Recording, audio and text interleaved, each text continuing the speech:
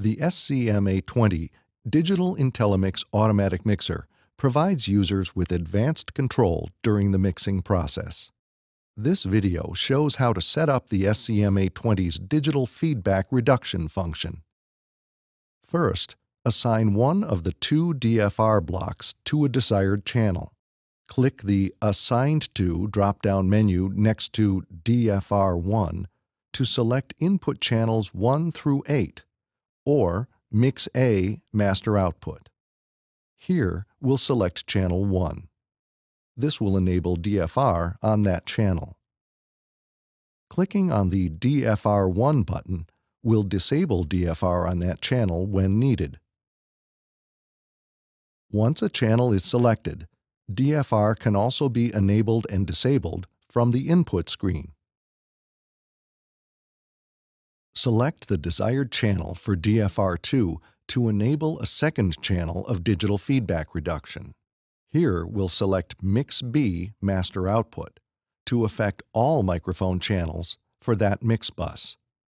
Adjust the number of filters from 1 to 16 and set New Filter Q or Width.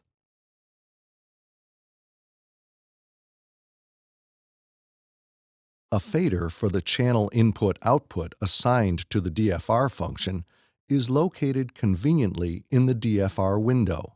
Adjust the channel's gain here. Use the ring out method to intentionally cause feedback during setup and adjust the filters accordingly.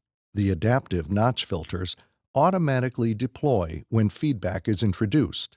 Here we're using sine wave tones over 10 intervals to simulate feedback.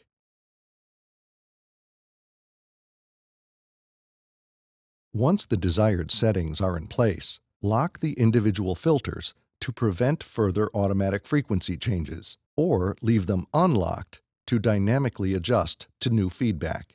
Note that depth can increase automatically whether a channel is locked or not.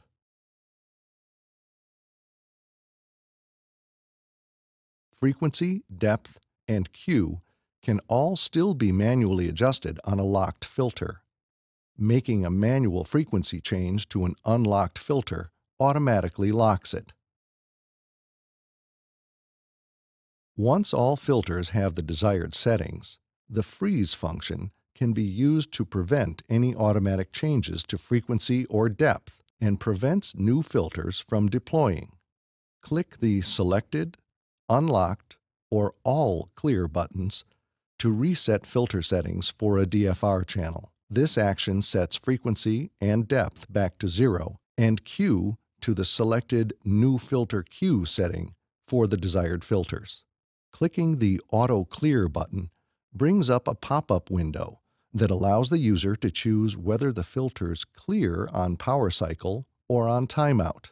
If timeout is chosen, the number of hours and minutes before the filter's auto clear can be set.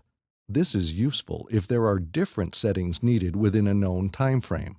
The timer resets for each filter after any depth change or at the end of the countdown. Timeout auto clear will still clear with power cycles. When ready to save, click the Save button, name and save the file, perform a clear all,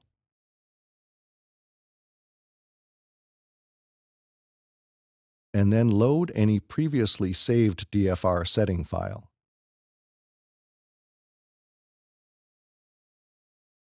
All previous filter settings will load from the saved file. Saved settings from the Preferences tab in the Control software will also save DFR settings. The combination of Shure Digital Intellimix and digital feedback reduction takes audio performance to a new level.